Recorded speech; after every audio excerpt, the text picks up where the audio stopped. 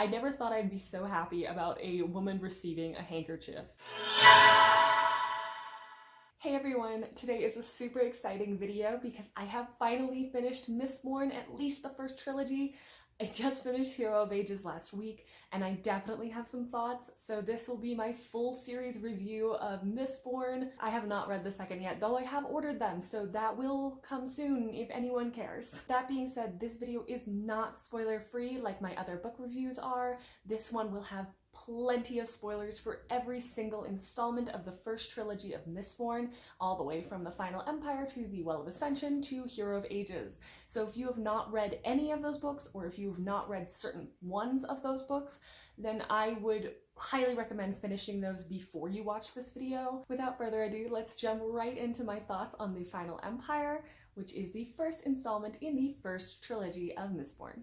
In the Final Empire, we follow a group of ragtag criminals as they plan to overthrow the Lord Ruler, who has enslaved a race called the Ska and forced mass executions among their people. Let's talk characters. Specifically, I want to talk about 4 characters from the first installment, that being Vin, Sazed, Kelsier, and Elend. Let's start with our main character, Vin. Vin's story arc, going from not being able to trust anyone, getting beat by both her older brother and the crime bosses that she works under, to suddenly being able to trust and love and find happiness with this group of found family individuals is so heartwarming. And yeah, it's been done before, but I am a sucker for it. I absolutely love found family tropes, and this is a great example of one. Sausage is in charge of making sure that Vin is able to successfully infiltrate the noble society. He also has such an interesting dynamic, not only with Vin, but also with Kelsier, where he is constantly providing him religions that he can switch to, which is a common theme through the books. But with Kelsier, it just seems a little more serious, and I think it's so interesting that in the end, Kelsier ended up becoming a religious figure, and that kind of dynamic between Sazed constantly trying to find a religion for him that would fit his goals and his aspirations, while also having Kelsier become his own religious figure in a sense. It's very interesting, that dynamic. I also found the magic system revolving around the Keepers just so much more interesting than Allomancy, which I know is an unpopular opinion, but as someone who just loves knowledge, loves reading and such, and went to school for a very long time, I find the idea of storing knowledge in copper mines to be extremely interesting, and also to be storing all of these attributes of yourself, like weight and like power and size. Like, that's so interesting to me. And the fact that you can tap into it later, it seems like it has just like way more applications than Allomancy, which again, I think is probably an unpopular opinion, but either way, that's my 2 cents on the matter. Let's talk Elend, one of my favorite characters by far in the entire series, outside of a few others that I'll mention in future installments. Elend kind of seemed like he was in the wrong novel at first. Like, when you first meet him, you kind of think you're being transported into some, like, historical romance, and he is just the Mr. Darcy of all Mr. Darcys, which I kind of fell in love with, being a romance nerd myself. But also he was just so positive and optimistic, and kind of a dunce, honestly, for being so well read. Like, he had these great philosophical debates, but then couldn't figure out, like, certain things and what was happening around him. And I just love Elend.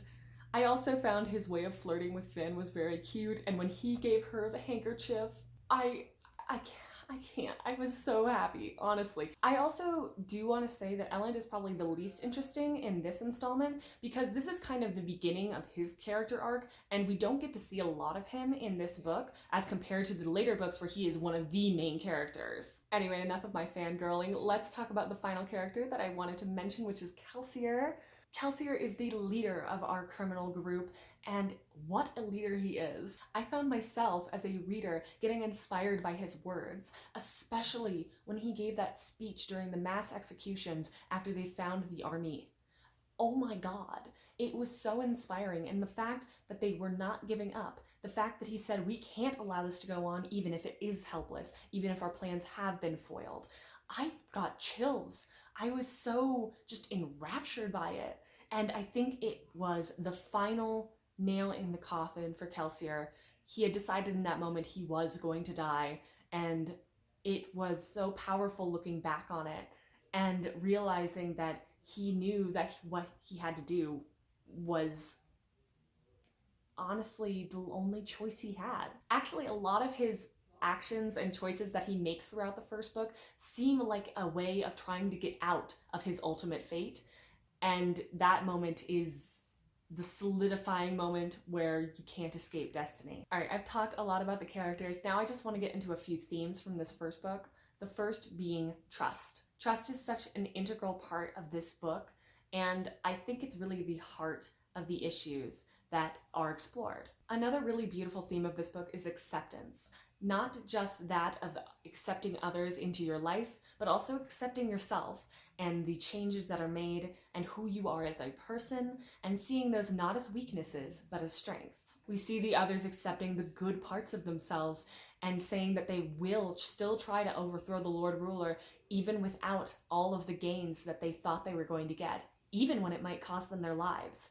They constantly parade themselves around like they're these evil people, but in the end, they are good men, and they are true to themselves in that sense and accept that part of themselves, and that is why the revolution ends up happening, and that is why Kelsier chose that crew in the first place. I ended up rating this book 5 out of 5 stars. I thought it was a brilliant first entry into this series. Next up is the Well of Ascension, the second installment in the Mistborn trilogy.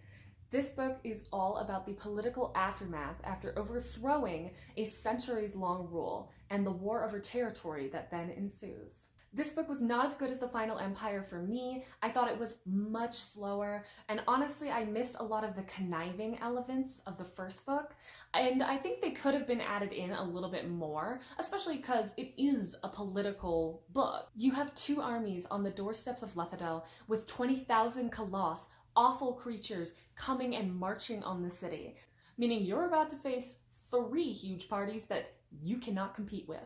Everyone is in a stalemate, and there are absolutely opportunities for a little more action, a little more conniving, a little more plotting, like we see with Kelsier in the first book, but it's just not there in comparison. Of course there is some, it's just not to the same caliber. We do get a host of new characters in this book, mostly Zane, Set, Tensoon, and Alrian. We also get a lot of characters that get more of the spotlight in this book, Breeze being one of them. And we also get characters that end up not having a big part in this book. I was very upset with how little Doxson was really in the second book when he was kind of Kelsier's right-hand man in the first one.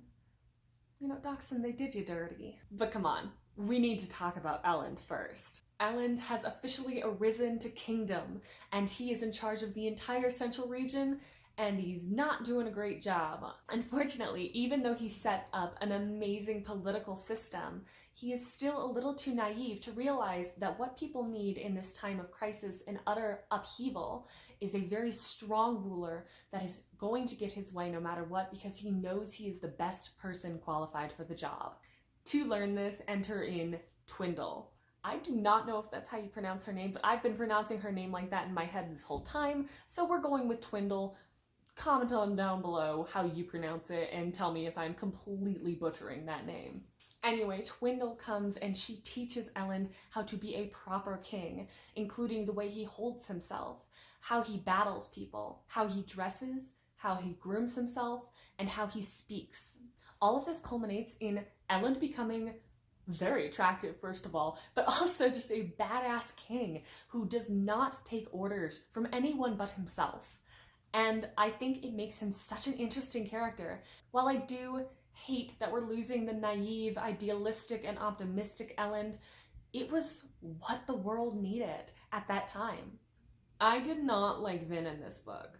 I hated the whole, why does Elend like me? I don't understand. I can't be the noble woman Valette anymore. I have to be the Mistborn and nothing else, and no one accepts me and I can't fit in anywhere, and why would Elend like me? I did not like that plotline at all. I thought Zane was cool. I wasn't a fan of Vin in this book. I am a big fan of her in other books, just not this one. But by the end, she was a badass. We cannot take that away from her. The last few chapters, Vin is a total badass. And it's amazing. When she got that Colossus sword and fucking snapped Straff in half, that was the coolest shit I've ever read. Let's talk Sazed. I thought that Sazed was the most interesting that he had ever been in this book, personally. I got a little tired of him in Hero of Ages, but we'll talk about that when we get there. Sazed is trying his best to be what a keeper is supposed to be. He starts off the book trying to go village to teach these people the important things that they need to know, but he's realizing that's not him. He wants to be back in Lethadel with his friends. He wants to continue his journey with them. And yet he knows that as a keeper, he has an obligation to teach the people of the world the things he knows and the things he's seen. It's very heartbreaking and a struggle within himself that he is dealing with the entire book. I can't stop talking about it anymore. We have to talk about TenSoon. You know, yeah, he killed Orsier and everything, but oh my god, I love TenSoon. TenSoon just so amazing, and I think he's so cool in the conversations he has with Vin, and him chasing her all around the city is ridiculously cool, and the fact that he's learning to trust humans, especially when he's supposed to be serving Zane, who is the epitome of who he believes humans to be, and then having Vin contrast that, and him starting to believe that humans can be just as oppressed as the Khandra can. And that is such a beautiful thing, to learn that we're not all that different. I'm going to smash these two together, but Clubs and Breeze, I think their developing friendship through this book was also one of the most interesting relationships that we saw. I really loved how Clubs, even though he didn't trust soothers in general, was willing to have a drink with Breeze every night, and they ended up just discussing pretty much everything and anything. And I think it meant that when Clubs died in front of Breeze, it just hurt that much more. It hurt a lot. And the fact that Breeze was so distraught over it and got like PTSD from the event happening was just, it hurt a lot. But it was so much more satisfying because they built up Breeze and Club's friendship. Also, Breeze with Ariane is so funny, and I love it, and I'm here for it. I live for it. A strong woman who does not allow this man to let her out of his life. That's it for characters. Let's talk themes. A big theme of this book that I've already touched on is idealism versus realism. How much can we plan and hope for a better world, contrasted by what we're actually facing and what we actually need? It's a very fine line, and we find at the beginning that most of the characters are stiffly on one side or the other of the issue, and it takes all of them sneaking a little bit more towards the middle to finally come to the conclusion of Elend being emperor, as well as the Ska still being free and able to make their own choices.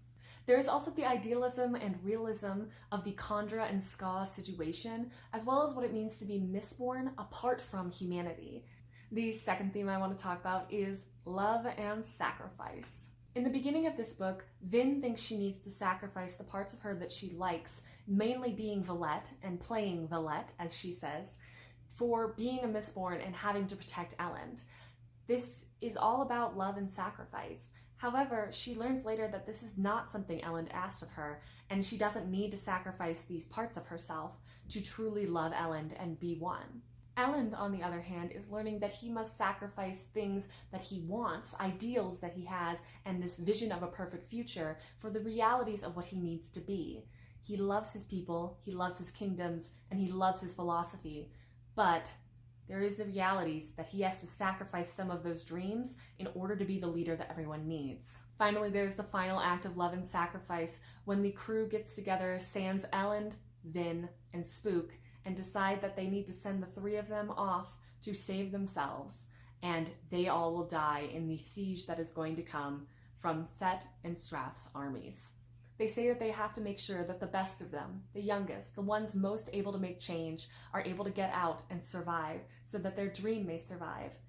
And this is just heartbreaking. I cried as soon as this discussion ended, and when they started planning on ways to get Elend and Vin out, it was so heart-wrenching.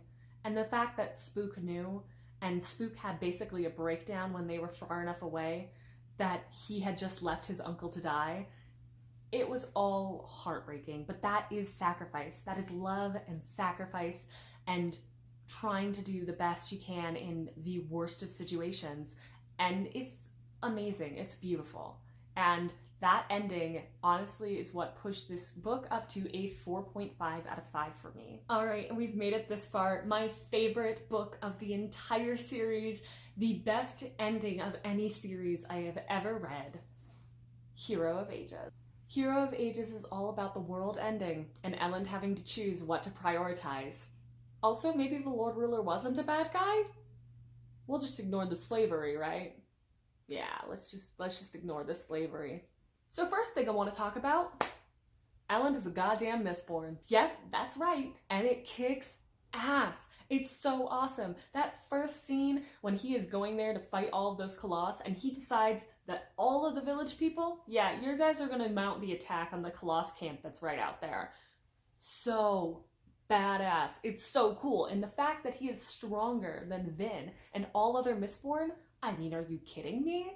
That was dope. Not only that, but he has taken all of Twindle's lessons to heart and he has become a true emperor. He has made decisions. He has moved people, saving them in the process, and he has given no apologies for his actions. We also have the plot of the Lord Ruler's caches that he has hidden in all of these major cities in order to make sure that society survives if Ruin ever does come back, which, spoiler alert, he did. Oh, and can I talk about how the entries before every chapter in this book are the best of any of the other installments? I was so sucked into them and I thought that they were incredibly tied to every chapter that they were before, and it was so interesting. I thought they were the best written. They kept me hanging on every word and they had the best world building. Yeah, I loved beginning's entries. And the final thing that I absolutely loved about this book was that we were finally out of Luthadel. I wish Brandon Sanderson would have done this sooner because I loved Urto. I lived for that storyline, and Spook, we'll get to that. And I thought Fadrix was super interesting. The fact that we were just anywhere else, and the fact that we were in the middle of the Khandra caves, and there were just so many interesting things. We saw the Terracemen at the Pits of Hassain. We saw just like so many different little towns in between. It ended up making this world just seem so much bigger for me, and I ended up loving learning about all of the different little cultures that popped up, all the different versions of the survivor religion, and Urto. Urto is so cool. That's cult shit, and it was cool. So let's talk characters, and most importantly, let's talk Spook. Spook came out of left field for me in this series. I didn't think he was at all important. I thought he was kind of cute in the first book, but the third book, oh my god. I truly believe that if anyone was going to be the heir of the survivor, it's Spook. It's not Vin. Vin might be a Mistborn. Spook is now too. But Spook embodies everything that Kelsier represented in the beginning. He protected the innocent and the weak despite their background, and he was there for a city that really needed him. Also, he became a badass. Where did that come from? He knows how to fight now, and he got pewter. Even though we know how he got pewter, it was all hemorrhagy, but that was so cool. And the fact that we got to see Spook, the little kid that everyone disregarded, become a leader and be the one to boss Sazed around and Breeze, that's amazing. That officers, military officers, were looking to him for answers, and he had them. He was leading a group of people in a way that was so inspiring, and I know that he had Ruin talking in his ear, but the majority of that was him. He did go against Ruin on multiple occasions, and he was a good leader. And I believe that after the events at the end of this book, he did become a leader. He ended up being the one who led these people into a whole new world. Either way, I loved Spook. I thought his storyline was so interesting. In fact, I thought it was the most interesting of the entire book. But let's talk about my boy Tensoon, because Tensoon also rocked in this. And the fact that he had all these secrets all along that ended up unlocking the puzzle to the Hero of Ages was cool. Also, the Khandra culture was really fun to learn about, and I loved having that extra bit of world building right at the end there. And finally, let's talk about the leaders of each city, Yeoman and the Citizen. Both of them are religious ideological leaders, but they do it in such different ways.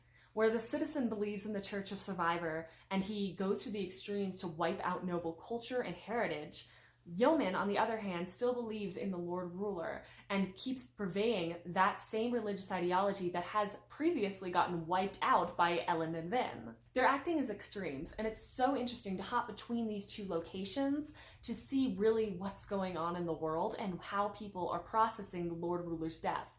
Either complete denial or complete anarchy, going the opposite way from what he used to be. The themes in this book were faith, be it the citizens' faith in this Church of Survivor, the faith that Spook had within himself, the faith that Vin had in Elend and Elend had in Vin, or the faith of Yeoman still believing in the world order and how it used to be. There was also Sazed losing his faith and having it come back at the end when he realized that he was the hero of ages. Faith was so important to this installment, and it created a beautiful story, and I was a huge fan of everything that happened around this theme. The second theme I want to talk about is destiny versus what is within our control. Vin and Elend are constantly trying to fight against destiny. The world is ending and they have to choose what they want to prioritize to make sure that their people make it through. There is also the destiny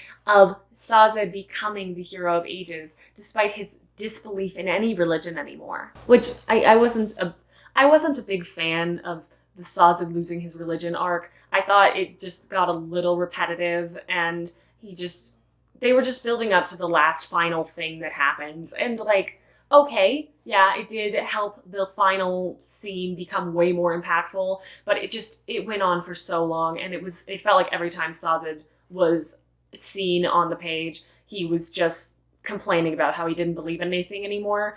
And it got kind of depressing, and I didn't need that on top of the world ending.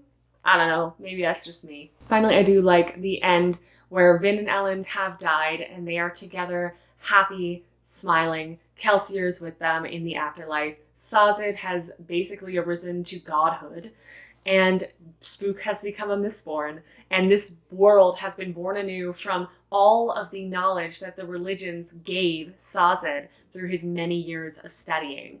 It was just a perfect, satisfying ending, and honestly, I'm scared to read the next trilogy just because I love how this trilogy, the arc of it in its entirety, how it ended, and how it just was tied so neatly with a bow. I'm scared for things to go wrong in this world. I don't want anything to go wrong. I just want it to be happy forever because of all the sacrifice that the characters made. I would rate this book on 100 out of 10, and then I would not be treated as a credible reviewer. So I just went ahead and gave it 5 stars out of 5 stars. I love this series, and I love talking about this series, so if you have anything you'd like to discuss, please drop it in the comments below. Like this video, subscribe if you really like this kind of content, and I will see you guys in the next video.